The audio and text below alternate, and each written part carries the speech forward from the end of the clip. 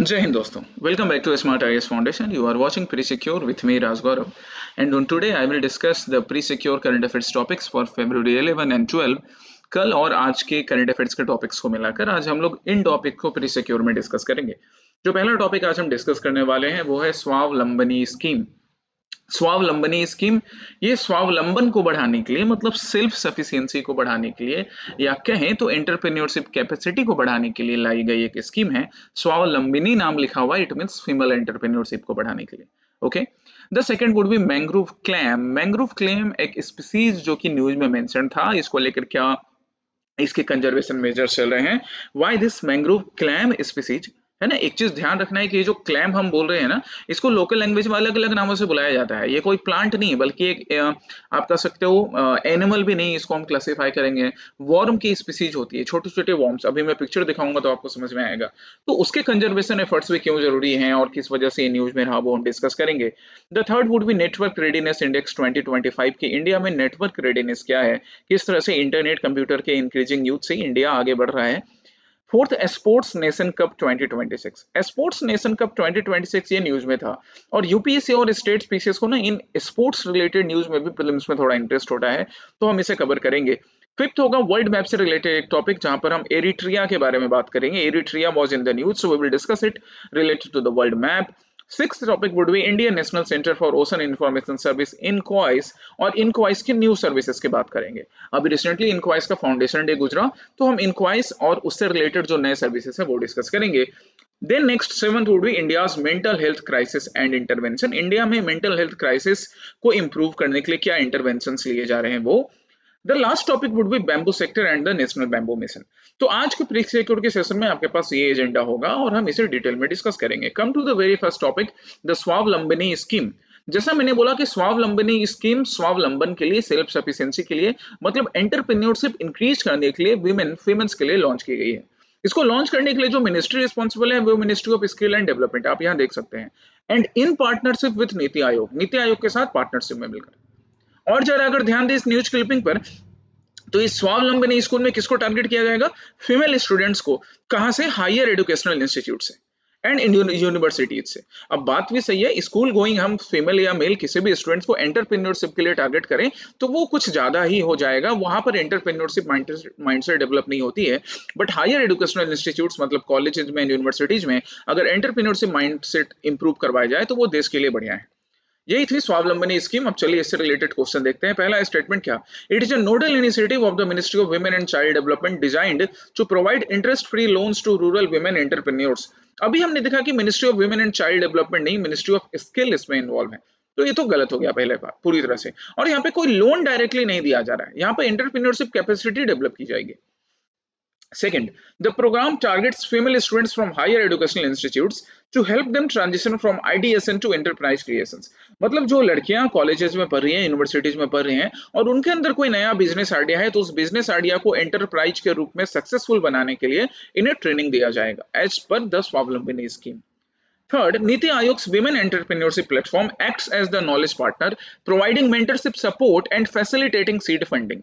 बिल्कुल नीति आयोग की इस विमेन एंटरप्रेन्योरशिप प्लेटफॉर्म को भी यूज किया जाएगा स्वावलंबनी स्कीम के लिए। यहाँ पे ये दोनों statement second and third correct थे, हमारा आंसर क्या होगा? 2 एंड 3। अब हम डिटेल्स की बात करें तो Swavalambini scheme ministry of women and child development नहीं, ये स्वावलंबनी स्कीम कौन सी मिनिस्ट्री रन कर रही है? Ministry of skill and development in partnership with NITI Aayog. और साथ ही साथ इंप्लीमेंटिंग एजेंसी के लिए आईआईई बोले तो इंडियन इंस्टीट्यूट ऑफ एंटरप्रेन्योरशिप, जिसका सेंटर कहां पर है? गुवाहाटी में। And NISBUD, national institute for entrepreneurship and small business development, Noida. So इन एजेंसीज के थ्रू इस स्कीम को इंप्लीमेंट करवाया जाएगा। मेन इसका ऑब्जेक्टिव हो गया हमारे कॉलेज गोइंग फीमेल स्टूडेंट्स के अंदर एंटरप्रेन्योरशिप माइंडसेट को और ज्यादा स्ट्रेंथन करना। और अगर किसी कॉलेज स्टूडेंट के अंदर, फीमेल कॉलेज स्टूडेंट के अंदर एंटरप्रेन्योरशिप को आइडिया है तो उसको एग्जीक्यूट करवाना। That would be the main target of this Swavalambini scheme. हम अब इसे इंप्लीमेंट कैसे करेंगे? तो 3 फेजेस में देखो इंप्लीमेंट किया जाएगा। सबसे पहले 1200 स्टूडेंट्स को सिलेक्ट किया जाएगा। पहला जो फेज होगा, फेज 1, यहाँ पे अवेयरनेस क्रिएट करने का काम किया जाएगा। फेज 2 में उन 1200 में से 600 स्टूडेंट को सिलेक्ट किया जाएगा और उन 600 स्टूडेंट्स को फिर स्किल प्रोवाइड करवाई जाएगी, मार्केट लिंकेज सिखाया जाएगा, नेटवर्किंग सिखाई जाएगी। और जो थर्ड फेज है, थर्ड फेज में उनके आइडियाज को एक्चुअली ग्राउंड पर लाने के लिए जो कुछ भी पॉसिबल होगा सरकार से या किसी मार्केटिंग एजेंसी से, नेटवर्किंग के हेल्प से, वो करवाया जाएगा। तो 3 फेज हो गए। पहला फेज अवेयरनेस के लिए, सेकंड फेज अवेयरनेस हो चुका है तो उसमें से 600 स्टूडेंट सेलेक्ट करके उनको स्किलिंग, फाइनेंस, मार्केट लिंकेज सिखाना, और लास्ट फाइनल थर्ड फेज होगा जहां पर मेंटरशिप एंड हैंड होल्डिंग होगी कि ये लीजिए आपका ये प्रोजेक्ट अब सक्सेसफुली एंटरप्राइज में कन्वर्ट हो सकता है। ये स्वावलंबनी स्कीम के 3 फेजेज होंगे। ठीक है, यहाँ पर एक मैप देख सकते हो, टॉप 10 स्टेट्स जहां पे विमेन लेड एमएसएमई है। तो वहां पर लीड कर रहा है कौन सा स्टेट? वेस्ट बंगाल। मतलब दीदी का जो बंगाल है वो स्वावलंबन के लिए, फेमेन रिलेटेड स्वावलंबन एंटरप्रेन्योरशिप के लिए भी आगे है। Okay, good. Now come to the next topic, the mangrove clam। जैसे मैंने बोला कि मैंग्रोव क्लैम एक्चुअली मैंने एक स्पीसीज है। किसका species? Worm species. Local languages में इसे क्या बोलते हैं, आप एक बार इसे सर्च कर सकते हो। अगर मालूम हो तो मुझे भी कमेंट सेक्शन में बताया कि अच्छा सर इसे ये बुलाते हैं हम लोकल लैंग्वेज में। इसके पिक्चर आप गूगल पे जाके जरा सर्च करना तो आपको और आइडिया मिल जाएगा कि मैंग्रोव क्लैम क्या है। कुछ लोग इसके मीट को भी कंज्यूम करते हैं, बाकी डेकोरेटिव पर्पस के लिए भी ये मैंग्रोव क्लैम यूज किए जाते हैं। ओके, अब हम क्वेश्चन पर आते हैं। पहला स्टेटमेंट क्या?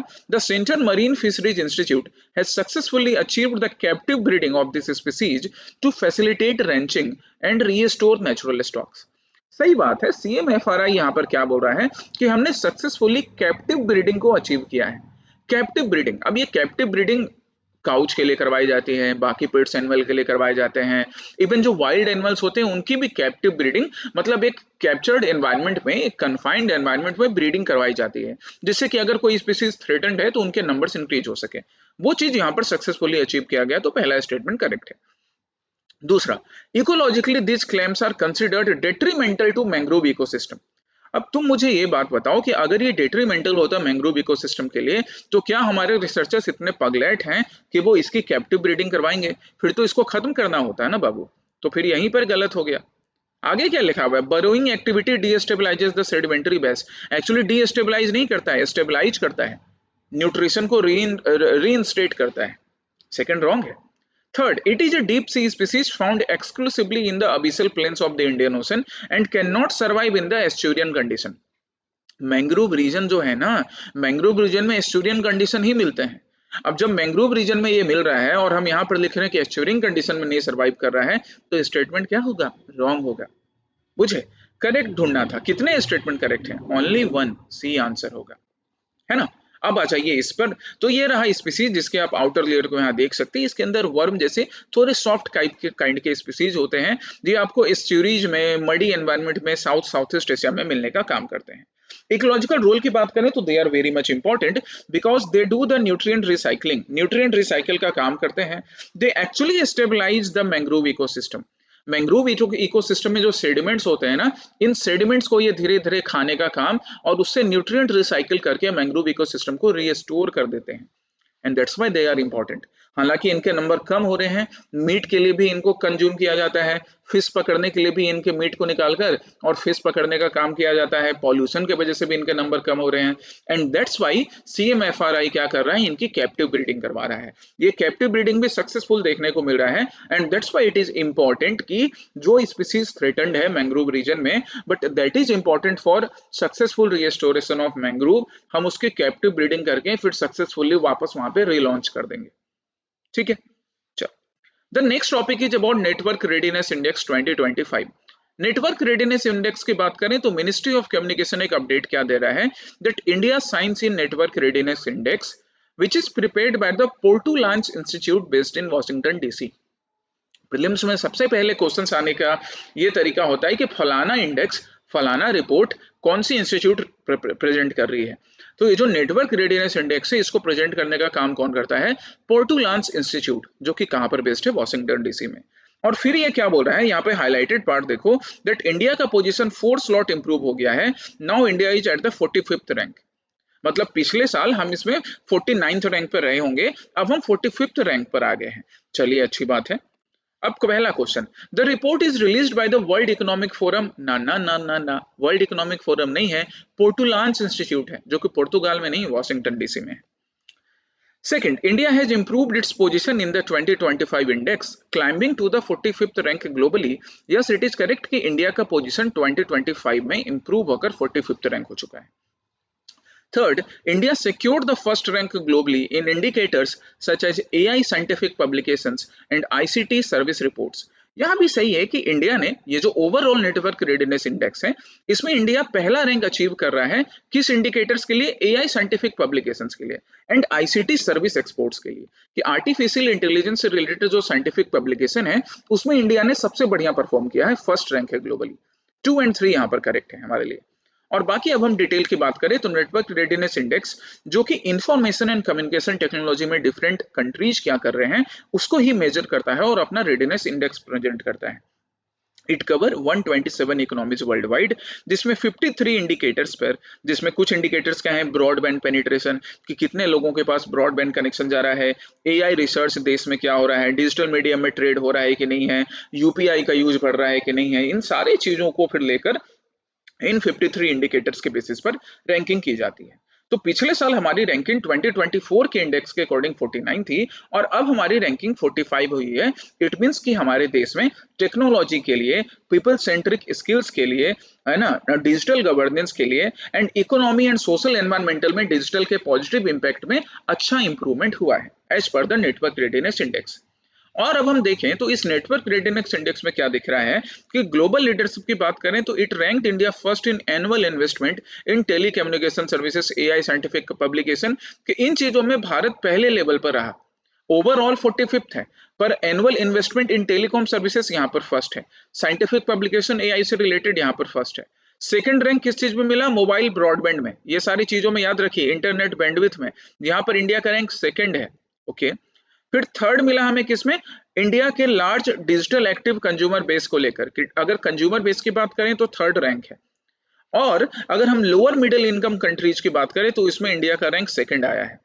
सो यहाँ पर ना ये अलग अलग रैंकिंग भी है, ओवरऑल 45th रैंकिंग और उसके अंदर ये अलग अलग रैंकिंग है, इसको भी प्रीलिम्स के लिए ध्यान रखना है तुम्हें। ठीक है, चलिए। अच्छा, यहाँ जरा इस पे ध्यान दो, India secure first in 4 parameters.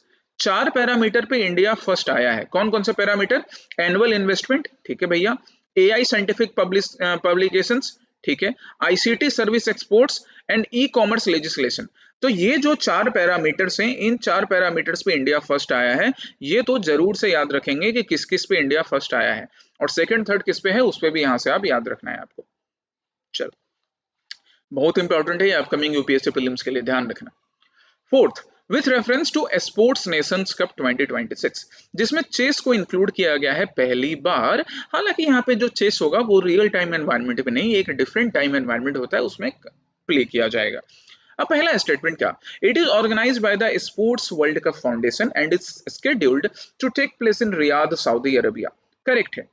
Bye the way, तुम्हारे लिए एक होमवर्क ये है कि आपने रियाद या सऊदी अरेबिया, रियाद का मैप तो क्या देखोगे, सऊदी अरेबिया का एक बार मैप सर्च करना और उसकी बाउंड्री देख लेना कि वो अपनी बाउंड्री किस नेशन के साथ या किस सी के साथ शेयर करता है। Second statement, chess has been included as the competitive title for the first time. ठीक है, करेक्ट है। With matches to be played in classical time format. Classical time format में मैच नहीं होगा, ये एक नई बात है। यहां से ना ये चीज याद रखना, दैट्स वाई ऐसा स्टेटमेंट बनाया गया कि it is not being played in the classical time format. Second statement wrong है। तो कौन से टाइम फॉर्मेट में प्ले किया जाएगा? रैपिड टाइम कंट्रोल में इसको प्ले किया जाएगा, not in the classical time format. बाकी चीजें सही थी कि इसको ऑर्गेनाइज करने वाले स्पोर्ट्स वर्ल्ड कप फाउंडेशन है, सऊदी अरेबिया में खेला जाएगा, पहली बार चेस को इंक्लूड किया जा रहा है, जिसमें कि 16 ग्रुप होंगे, 8 प्लेयर्स होंगे। इतना डिटेल्स तो आपको चाहिए भी नहीं कि 16 group 8 players, but time playing जो है रैपिड टाइम कंट्रोल फॉर्मेट में इसको प्ले किया जाएगा। ठीक है, जरा गूगल पे जाकर रैपिड टाइम कंट्रोल फॉर्मेट आप देख सकते हो। ये क्लासिकल टाइम फॉर्मेट, जैसे मान लो आमने सामने बैठकर 2 प्लेयर्स खेल रहे हैं और वो टाइम लंबा चला जा रहा है, चला जा रहा है, चला जा रहा है, वो हो गया क्लासिकल टाइम फॉर्मेट। और अगर हम सिंपली रैपिड टाइम कंट्रोल बोले तो रैपिड टाइम कंट्रोल में ना टाइम फिक्स रहता है, 10 मिनट से लेकर 60 मिनट तक। तो ये 10 से लेकर 60 मिनट्स तक का जो टाइम कंट्रोल है, इसी में आपको प्ले करना है दोनों प्लेयर्स को। ठीक है, हर हर प्लेयर्स के लिए 10 टू 60 इस तरह से फिक्स रहते हैं, 10 टू 60 के रेंज में। तो ये इस लेवल पर रैपिड टाइम कंट्रोल फॉर्मेट पे यहाँ पर चेस प्ले किया जाएगा। ओके, ठीक है। Next is Eritrea. एरिट्रिया की हम बात क्यों कर रहे हैं? क्योंकि इथोपिया बोल रहा है Eritrea immediately withdraw troops from its territory. तो हम आज एरिट्रिया को डिस्कस कर ले रहे हैं कि इथोपिया ने वार्निंग दिया कि देखो भैया एरिट्रिया, तुम अपनी ट्रूप्स को ना हमारी टेरिटोरी के पास से हटाओ। राइट, ठीक है, चलिए। अब ये रहा हमारा एरिट्रिया और यहाँ है इथोपिया। तो इथोपिया का मैप भी आपके सामने है और एरिट्रिया का मैप भी आपके सामने है। पहला statement, Eritrea shares land borders with Sudan to the west, Ethiopia to the south and Somalia to the south east. इस चीज को चेक करने के लिए हम मैप में चलेंगे।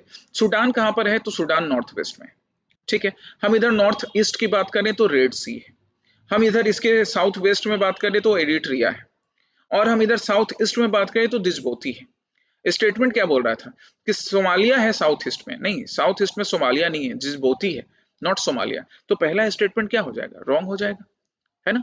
ये मैप ना एकदम अच्छे से आपको याद होना चाहिए, वर्ल्ड मैप रिलेटेड क्वेश्चंस इस तरह से आते हैं, ठीक है। दैट्स व्हाई प्री सिक्योर पे टाइम टू टाइम में वर्ल्ड मैप रिलेटेड क्वेश्चंस भी करवाते जाते हैं। चलिए, second, the east African rift system is a convergent plate boundary where the Nubian plate and the Somali plate are colliding with each other. कि ये जो east African rift system है ये कन्वर्जेंट प्लेट बाउंड्री है, जहां पे Nubian plate and Somali plate एक दूसरे से कोलाइड करते हैं। एक्चुअली ये कन्वर्जेंट प्लेट बाउंड्री नहीं है, डाइवर्जेंट प्लेट बाउंड्री है, ठीक है। रिफ्ट जोन यहाँ पर एक क्रिएट होता है, कन्वर्जेंट प्लेट बाउंड्री का नहीं, डाइवर्जेंट प्लेट का, डाइवर्जेंट टेक्टोनिक प्लेट, जो आप यहाँ पिक्चर में देख रहे हो, अलग अलग होंगे यहाँ पर। सेकेंड स्टेटमेंट इस वजह से रॉन्ग हो गया, बाकी हम डिटेल में वो देखेंगे। Third, the Tekezi River forms part of the international boundary between Eritrea and Ethiopia. कि एरिट्रिया एंड इथोपिया के बीच में तेकेजी रिवर है जो बाउंड्री क्रिएट करने का काम करती है।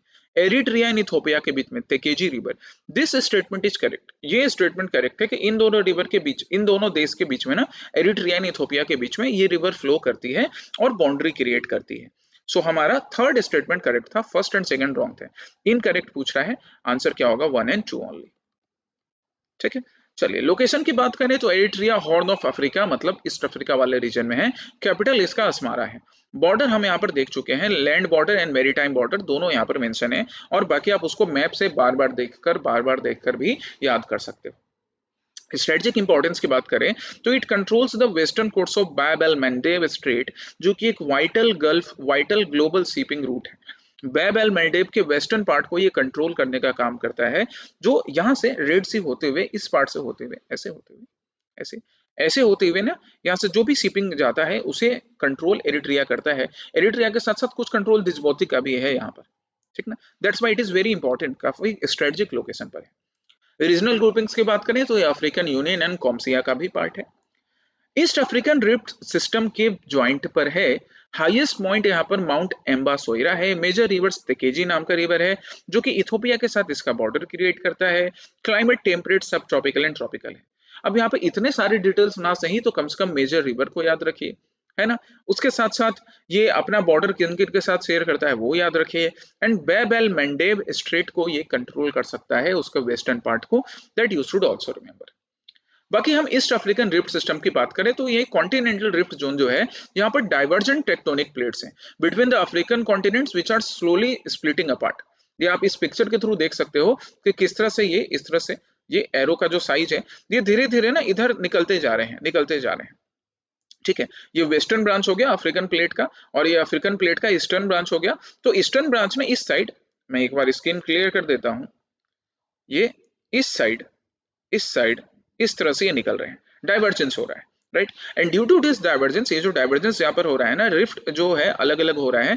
यहाँ पर हमें काफी रिसेंट टाइम्स में हमें यहाँ पर सिस्मिक एक्टिविटीज भी काफी ऑब्जर्व की गई है। सिस्मिक एक्टिविटीज के साथ साथ यहाँ पर सिंस डाइवर्जेंट प्लेट्स अलग अलग हो रहे हैं, ईस्टर्न ब्रांच अफ्रीकन प्लेट का अलग हो रहा है, तो जो एडजॉइनिंग स्टेट्स है ना, अब उन एडजॉइनिंग स्टेट्स में पहले से जो भी अफ्रीकन नेशंस है, आप यहाँ पे जब मैप देखोगे तो इनके बीच में पहले से कई सोशियो पॉलिटिकल टेंशंस रहते हैं। अब यहाँ पर इस ज्योग्राफिकल फेनोमेनन की वजह से ये सोशियो पॉलिटिकल टेंशंस ना इंक्रीज होने के चांसेस हैं, क्योंकि कई लेक्स यहाँ से फ्लो करती हैं। अब उन लेक्स का वाटर का रूट अगर चेंज हो जाएगा, या फिर सपोज कोई हिल है वहां पर कुछ डिस्टर्बेंस आया, तो इनके सोशियो पॉलिटिकल रिलेशंस भी डिफरेंट होने के चांसेस हैं। ओके, बाकी आगे जब होगा वो तो हम देखेंगे। फिलहाल के लिए आप ये याद रखिएगा, डाइवर्जेंट बाउंड्री यहाँ पर रहती है। The six topic is related to INCOIS, क्योंकि इनक्वाइस का रिसेंटली अपना फाउंडेशन डे हुआ, और यहाँ पर इनक्वाइस ने अपने 3 नए सर्विसेज लॉन्च किए। कौन कौन से 3 नए सर्विसेज? जेली एआईपी, समुद्र 2.0 एंड सिवास, ठीक है। अब हम आते हैं इस पर। सबसे पहला क्या, INCOIS is an autonomous body under the ministry of earth sciences and houses the Indian tsunami early warning centre. एकदम करेक्ट है कि ये जो Indian tsunami early warning centre है, जो कि ना सिर्फ इंडिया के लिए बल्कि इंडिया के अलावा बाकी कई नेशंस में है ना, जो सुनामी वार्निंग है इंडिया के अलावा 28 अदर इंडियन ओशन कंट्रीज को कवर करता है। इसको रन करने की रिस्पॉन्सिबिलिटी किसकी है? इनक्वाइस नाम की बॉडी की, जो कि एक ऑटोनोमस इंस्टीट्यूशन है under the ministry of earth sciences. पहला करेक्ट। सेकंड स्टेटमेंट, समुद्र 2.0 is a mobile app designed to provide potential fishing zone advisories and tuna alerts to fishermen। Tuna fish होता है ना, आप में से कई लोगों को टूना फिश बड़ा पसंद भी होगा।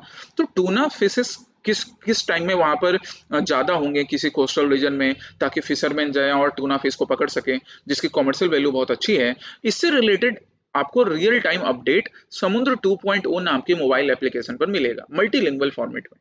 ये भी करेक्ट है, second statement. Third, the सिवास means swell search inundation vulnerability advisory system. अचानक से क्या होता है, कोस्टल रीजन में कई बार स्वेल सर्च फ्लडिंग होती है, इसको कंट्रोल करने के लिए सिवास नाम का एप्लीकेशन है। सो लिखा हुआ क्या है, it provides advance alerts specifically to swell surge flooding also known as kallakkadal, है ना। मलयालम में ये जो स्वेल सर्च फ्लडिंग होती है ना, इसको मलयालम में हम कलक्कडल बुलाते हैं। Covering the entire coast line of India.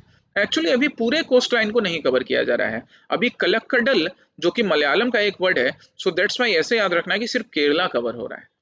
ठीक है, बाकी सब चीज सिवास के बारे में सही है कि ये स्वेल सर्च फ्लडिंग से रिलेटेड अलर्ट बता देगा, लेकिन स्वेल सर्च फ्लडिंग या बोलें तो कलक्कडल, इसका अलर्ट अभी सिर्फ केरला में पॉसिबल है, इंटायर कोस्ट लाइन के लिए नहीं, धीरे धीरे वहां पर भी पॉसिबल करवाया जाएगा। तो करेक्ट हमारे पास 1 एंड 2 ओनली ही होंगे, हमारा आंसर क्या होगा? ए। यही इनक्वाइस के बारे में हमें जानना था। फॉर्मेशन मैं तुम्हें बता चुका हूँ। सुनामी वार्निंग स्टेटस देने के लिए काफी बढ़िया 3 मिनट्स में ही, जैसे अर्थक्वेक हुआ, समंदर के नीचे अर्थक्वेक होता है तभी सुनामी के चांसेस होते हैं, तो उस अर्थक्वेक के केसेस में 10 मिनट्स के अंदर सुनामी अलर्ट मिल जाता है। एंड दैट्स वाई सुनामी से लेकर काफी राहत का काम होगा जो भी नेशन से इंडियन ओशन रीजन में। बाकी इसके 3 नए सर्विसेज की बात करें तो पहला है जेली एआईपी, जो कि जेली फिश एग्रीगेशन से रिलेटेड इंफॉर्मेशन देगा। दूसरा हो गया समुद्र मोबाइल ऐप। समुद्र 2.0 मोबाइल ऐप हमारा mainly potential fishing zone, tuna advisory देने का काम, स्मॉल वेसल अलर्ट्स, इनके बारे में बताएगा। एंड सिवास जो है वो swell search inundation vulnerability advisory system है कि कहीं पर अचानक से फ्लडिंग हो कोस्टल रीजन में, जिसको कलक्कडल बोला जाता है, उससे रिलेटेड आपको अलर्ट मिलेगा। But right now it is operational only in the Kerala coast. इसको धीरे धीरे बाकी कोस्टल रीजन्स में भी अवेलेबल करवाने के लिए प्रयास चल रहा है। ओके, बाकी जेली ऐप और समुद्र 2, इनके बारे में आप यहाँ से बाकी डिटेल्स भी पढ़ सकते हो कि किस तरह से फर्स्ट एड गाइडेंस भी है। पहली बार बोल रहे हैं कि मल्टीलिंगुअल इंटरवन इंफॉर्मेशन भी मिल सकेगा, है ना। चलिए, इससे दोनों चीज हो सकेगा। इससे ना सिर्फ हमारे जो फिशरमैन हैं उनके लिए उनकी कमर्शियल वायबिलिटी बढ़ेगी, पर साथ ही साथ उनको कमर्शियल वायबिलिटी के साथ साथ अब जब वो सिवास एडवाइजरी सिस्टम को यूज कर सकेंगे तो सिवास एडवाइजरी सिस्टम के अकॉर्डिंग फ्लडिंग से बच भी सकेंगे। तो ओवरऑल कोस्टल रीजन की इकोनॉमी और वहां की कंडीशंस इंप्रूव होगी इन 3 नए सर्विसेज से। तीनों का नाम याद रखना है, it is launched by the INCOIS. INCOIS क्या है? एक ऑटोनोमस इंस्टीट्यूशन है जिसको 1999 में, आप में से कई लोगों का बर्थ एनिवर्सरी का साल होगा, तभी स्टेब्लिश किया गया था, है ना। यूनेस्को का भी एक परमानेंट मेंबर है, याद रखिएगा, INCOIS. The next topic is about the status of mental health, और हम इसको ना अपने बजट के अकॉर्डिंग पढ़ रहे हैं, क्योंकि बजटरी स्पीच में भी मेंटल हेल्थ की बात की गई कि इंडिया में मेंटल हेल्थ कंडीशन जो है वो काफी क्राइसिस लेवल पर है, कंसर्निंग लेवल पर है। अब आते हैं पहला स्टेटमेंट इससे related. The tele Manas initiative launched in 2022 is a free 24/7 tele mental health service accessible via national helpline. एकदम सही है, टेली मानस नाम का ये जो इनिशिएटिव है ना, ये एक ऑल इंडिया नेशनल हेल्पलाइन है, फ्री है, 24/7 फ्री नेशनल हेल्पलाइन है, जहां पर आप कॉल करके मेंटल हेल्थ से रिलेटेड इंफॉर्मेशन ले सकते हैं। कोई भी मेंटल हेल्थ से उससे रिलेटेड अपना कंसर्न शेयर कर सकते हैं, और जो भी आपको थोड़ा हेल्प मिलेगा या कहें तो काउंसलिंग मिलेगा वो प्रोवाइड यहाँ से किया जाता है। 2022 में ही इसको लॉन्च किया गया था। सेकंड क्या, in the union budget 2026 the government proposed the establishment of a second national institute of mental health and neuroscience, जिसको हम निमहैंस बुलाते हैं, इन साउथ इंडिया। एक्चुअली ये साउथ इंडिया में नहीं, इंडिया के नॉर्दर्न पार्ट में एस्टेब्लिश करने की बात की गई है कि जो second national institute of mental health है ना, इसको हम इंडिया के नॉर्दर्न पार्ट में एस्टेब्लिश करेंगे, not in the southern part of India. तो इस तरह से ये सेकंड स्टेटमेंट रॉन्ग हो गया, ये अनाउंसमेंट यूनियन बजट का ही है।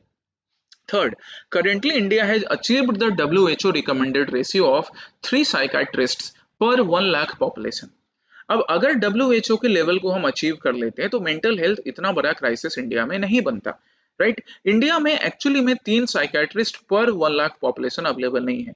ये डब्ल्यूएचओ का रिकमेंडेशन है कि 1 लाख पॉपुलेशन पे 3 साइकेट्रिस्ट अवेलेबल होने चाहिए। हमारे यहाँ एक से कम ही साइकेट्रिस्ट अवेलेबल होते हैं। तो सेकेंड और थर्ड दोनों रॉन्ग हो गए। हमें करेक्ट ढूंढना था, क्या होगा, ओनली वन, सी। चलिए, अब हम मेंटल हेल्थ की बात करें तो 1/3 of world suicide is being done in India, which is really a concern कि 1/3 वर्ल्ड का सुसाइड डिप्रेशन एडिक्शन की वजह से इंडिया में होता है, जिसमें सबसे ज्यादा 15 से 29 साल के हमारे यूथ हैं। चाहे वो जॉब की वजह से हो, चाहे वो परफॉर्मेंस प्रेशर एक अपने कॉलेजेस में, अपने एडुकेशन में, अपने एम्प्लॉयमेंट अपॉर्चुनिटीज में, रिलेशनशिप को लेकर, पेरेंट्स के साथ रिलेशन को लेकर या बाकी किसी चीज को लेकर यूथ 15 से 29 साल के एज ग्रुप में सबसे ज्यादा सुसाइड करता है। That's really a concern. और इसका इकोनॉमिक इम्पैक्ट भी है गाइज। डब्ल्यूएचओ क्या बोला है कि 2012 से 30 के बीच में डॉलर 1.24 ट्रिलियन की इकोनॉमिक लॉस हो चुका है इस सुसाइड की वजह से। तो ये सोशल इशू तो है, साथ ही साथ इकोनॉमिक इशू भी जाहिर करता है, इकोनॉमिक इशू भी क्रिएट कर रहा है। डॉक्टर रेशियो की बात करें तो जैसा मैंने बताया ना, 1 लाख पॉपुलेशन पे हमारे पास एक साइकेट्रिस्ट भी नहीं है, 0.75 है। 0.75 कहने का मतलब कि वो आधा साइकेट्रिस्ट थोड़ी होगा कि मुंडी कट साइकेट्रिस्ट है। मतलब कहने का मतलब कि एक साइकेट्रिस्ट भी नहीं है, एक साइकेट्रिस्ट आपको ज्यादा से ज्यादा 1.5 लाख पीपल पे मिलेगा, जबकि डब्ल्यूएचओ बोल रहा है कि 1 लाख पर्सन पे 3 साइकेट्रिस्ट होने चाहिए। तो ये सारा ना ये दिखा रहा है कि किस तरह हमारे यहाँ मेंटल हेल्थ जो मेंटल हेल्थ से रिलेटेड जो भी सर्विसेज हैं वो कॉम्प्रोमाइज्ड है। बाकी बजट 2026 की हम बात करें तो यहाँ पे न्यू नेशनल इंस्टीट्यूट स्टेब्लिश करने की बात की गई है नॉर्थ इंडिया में, और जो एग्जिस्टिंग इंस्टीट्यूट है रांची के और तेजपुर के, उनको अपग्रेड किया जाएगा। आयुष्मान भारत स्कीम, वहां पर भी हेल्थ एंड वेलनेस सेंटर्स होंगे। इंफ्रास्ट्रक्चर पे भी खर्च किया जाएगा। टेलीमानस पहले से 2022 से चल रहा है, जिसको और ज्यादा ऑपरेशनल किया जाएगा।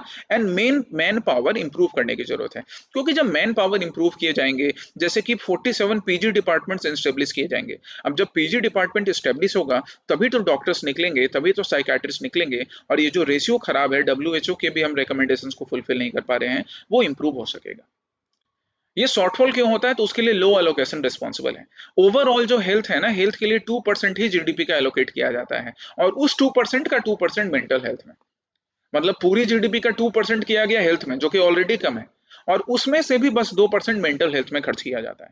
सो दीज आर द रीजंस। ये एक तो शॉर्टफॉल हो गया, बजटरी शॉर्टफॉल्स हो गया। उसके बाद कम्युनिटी बेस्ड अप्रोच भी हमारे यहाँ नहीं है। हमारे यहाँ पेट में दर्द हो तो लोग डॉक्टर के पास जाते हैं, बोलते भी हैं कि सर आज पेट दर्द था इसलिए मैं क्लास नहीं आ पाया, आज मेरे सर में दर्द है। लेकिन सर में दर्द आपके, या पेट में दर्द आपके पेट में कुछ गलत खाने की वजह से हो रहा है या मेंटल प्रेशर की वजह से हो रहा है, इसके बारे में लोग बात नहीं करते हैं। इसके बारे में खुलकर बात करनी चाहिए। This thing is required.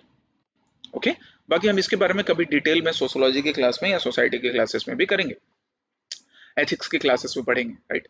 Next topic, हम last but not the list topic is about national bamboo mission and bamboo sector. आप यहाँ पे देख सकते हो द हिंदू का एक update that rediscovering the virtues of bamboo and ancient plant. Bamboo India के नॉर्थ ईस्टर्न पार्ट के लिए, ईस्टर्न पार्ट के लिए बैम्बू एक बड़ा कॉमन स्पीसीज है, जो हमारे कल्चर का भी पार्ट है, हमारे फूडिंग हैबिट का भी पार्ट होता है, और आसपास हम इसे कंस्ट्रक्शन में भी यूज करते हैं। मतलब सोशली, इकोनॉमिकली, कल्चरली हर जगह बैम्बू है हमसे जुड़ा हुआ।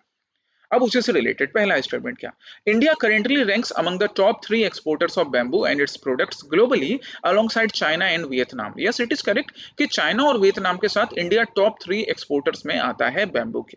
पहला स्टेटमेंट करेक्ट। अब यहाँ पर ना तुम एक चीज चेक करके बताना कि नंबर 1 एक्सपोर्टर कौन है, नंबर सेकंड कौन है, नंबर थर्ड कौन है। Okay. Second, the national bamboo mission 2025 primarily focus on expanding bamboo plantation. बिल्कुल इस पे फोकस किया जा रहा है, on forest land to increase country's green cover. अब जरा यहाँ कॉमन सेंस लगाओ, जो कॉमन सेंस तुम्हें अपने पास रखना है, पड़ोसी को उधार पे नहीं दे देना है, कि ये बिल्कुल टारगेट है नेशनल बैम्बू मिशन का या सरकार का कि हम बैम्बू प्लांट करें ताकि ग्रीन कवर इंक्रीज हो। पर फॉरेस्ट लैंड पे अगर प्लांट करेंगे गाइस, तो पहले से फॉरेस्ट में जो ट्रीज हैं जिनको थ्रेट है वो तो कट हो जाएंगे। इसलिए फॉरेस्ट लैंड पे नहीं, नॉन फॉरेस्ट लैंड पे बैम्बू प्लांटेशन किया जाएगा। सेकंड स्टेटमेंट क्या हो गया, रॉन्ग। थर्ड क्या बोल रहा है, that the recent studies have highlighted bamboo as a super food which is rich in vitamin A, B6 and E and even offer probiotic benefits. एकदम करेक्ट है। अगर आप बैम्बू से रिलेटेड प्रोडक्ट जैसे बैम्बू सूट हो या bamboo leaf हो या बाकी कोई बैम्बू का प्रोडक्ट अपने खाने में लिमिटेड अमाउंट में, है ना, लिमिटेड होना चाहिए, ज्यादा नहीं, लिमिटेड अमाउंट में अगर यूज करते हो तो आपको ये हेल्थ बेनिफिट भी मिलेगा। थर्ड भी करेक्ट। इनकरेक्ट ढूंढना था हमें, कितने इनकरेक्ट थे? सिर्फ एक, नंबर टू। तो how many are incorrect? Only one. C is the answer. यही था। बाकी बैम्बू की बात करें तो इसको ग्रीन गोल्ड के नाम से बुलाया जाता है, जो कि ट्रॉपिकल एंड ह्यूमिड कंडीशंस में, जो कि इंडिया के नॉर्थ ईस्टर्न पार्ट में काफी अच्छे से अवेलेबल है, वहां होता है।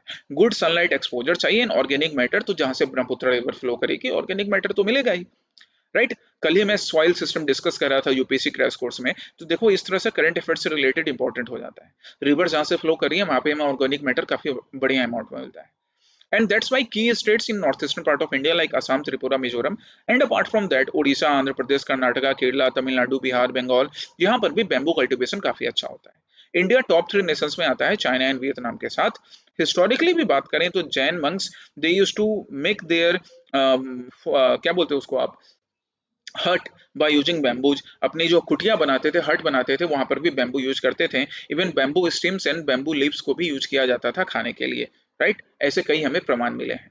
नेशनल बैम्बू मिशन की बात करें तो national bamboo mission bamboo cultivation को इंक्रीज करने के लिए, बैम्बू कल्टीवेशन को इंडस्ट्री से लिंक करने के लिए, और जो हमारा बैम्बू पे इंपोर्ट है उसको कंट्रोल करने के लिए बनाया गया।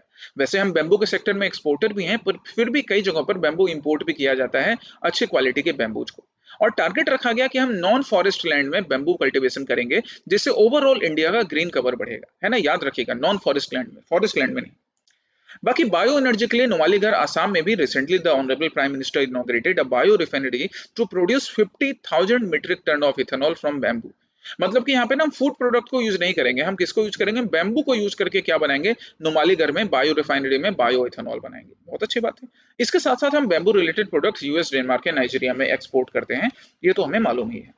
अब हम इसके न्यूट्रिशनल वैल्यू की बात करें तो ये न्यूट्रिशनल वैल्यू में इसके सूट, लीव्स एंड सीड्स, वहां से अमीनो एसिड्स, डिफरेंट विटामिन्स और बाकी हेल्थ बेनिफिट्स जैसे ब्लड शुगर कंट्रोल करना, लिपिड लेवल कंट्रोल करना, एंटीऑक्सीडेंट्स जो हाई होते हैं इसमें मिलते हैं, वो बाकी हेल्थ बेनिफिट्स के लिए हैं। इवन प्रोबायोटिक बेनिफिट्स है, तो ये आपके गट हेल्थ को भी इंप्रूव करता है।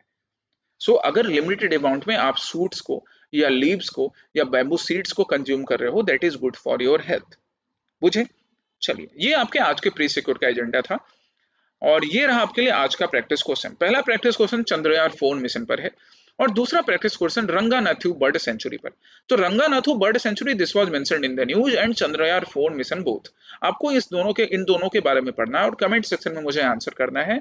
और कल हम लोग फिर से मिलेंगे 13 फरवरी को प्री सिक्योर के नेक्स्ट सेशन में। Till then take care, study well, जय हिंद।